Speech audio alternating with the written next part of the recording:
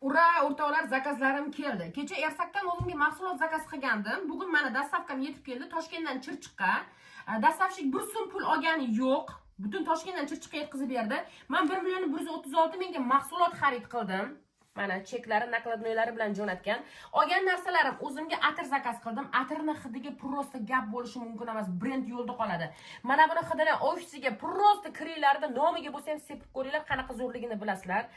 O'zimga siviritka, o'zimga emas, ya'ni onamga zakaz qildim. O'zim ishlatib ko'rdim. Zo'rligi uchun onamga ham bitta zakaz qildim. Ikkita zaytun yog'dan zakaz qildim. Zakazim mana shular.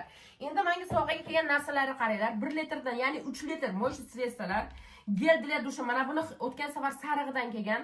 Bu safar bunaqa aromatidan kelibdi. Hidi вообще огонь. Qaranglar, soch uchun balzam, spray для tela, mana bular menga sovg'aga kelgan.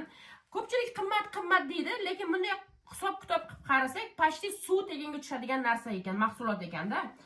Dozatorlari kelgan, idishlari bilan. Onam 3 yil oldin a'zo bo'lgan ekan. Mana shu Ersakka mana xabarim yo'q edi, Rahima degan ayol orqali.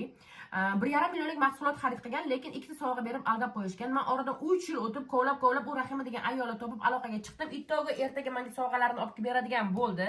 Bu bilan nima demoqchiman? Mana shu ishlayotgan komandaga voобще gap yo'q, pastda profilni atmetka qilib qoldiraman. Qizlarga umuman bazar yo'q. Sovg'alarimni o'rin-o'rinda jo'natib berishgan.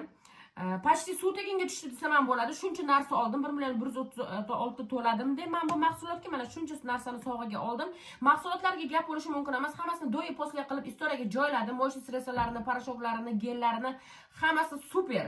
Kirib istoriyada ko'rsanglar bo'ladi.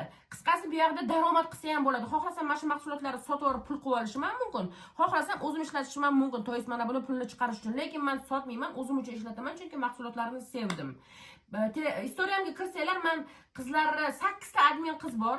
Sizlarga ishlamoqchi bo'lsanglar, daromad qilmoqchi bo'lsanglar, uyda o'tirgan holda, bola chaqanglarga qaragan holda sizlarga ishlashni o'rgatadi. 8 ta admin bor. Bir-biridan malades, xushmuomala.